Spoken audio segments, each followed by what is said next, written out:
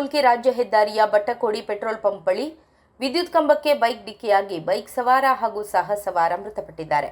ಮೃತರನ್ನು ಮೂಲತಃ ಧಾರವಾಡ ಸವದತ್ತಿ ಕಲ್ಲೂರು ನಿವಾಸಿಗಳಾದ ಪದ್ಮನೂರು ಹಾಗೂ ಮುಲ್ಕಿಯಲ್ಲಿ ವಾಸವಿರುವ 26 ವರ್ಷದ ನವೀನ್, 27 ವರ್ಷದ ಆತ್ಮಾನಂದ ಎಂದು ಗುರುತಿಸಲಾಗಿದೆ. ಮೃತ ನವೀನ್ ಮತ್ತು ಆತ್ಮಾನಂದ ಬೈಕ್ನಲ್ಲಿ ಪದ್ಮನೂರು ಕಡೆಯಿಂದ ಕಿನಿಗುಳಿ ಕಡೆಗೆ ತೆರಳುತ್ತಿದ್ದು ಬಟ್ಟಕೋಡಿ ಪೆಟ್ರೋಲ್ ಪಂಪ್ ಬಳಿ ಬರುತ್ತಿದ್ದಾಗ ಸವಾರ ಆತ್ಮಾನಂದರವರ ನಿಯಂತ್ರಣ ತಪ್ಪಿ ವಿದ್ಯುತ್ ಕಂಬಕ್ಕೆ ಬೈಕ್ ಡಿಕ್ಕಿ ಹೊಡೆದಿದೆ. ಅಪಘಾತದ ರಭಸಕ್ಕೆ ಸ್ಥಳದಲ್ಲಿ ಭಾರೀ ಶಬ್ದ ಉಂಟಾಗಿದ್ದು, ಘಟನೆಯಲ್ಲಿ ಬೈಕ್ನಲ್ಲಿದ್ದ ಇಬ್ಬರು ಗಂಭೀರ ಗಾಯಗೊಂಡು ಆಸ್ಪತ್ರೆಗೆ ಸಾಗಿಸುವಾಗ ಮೃತಪಟ್ಟಿದ್ದಾರೆ.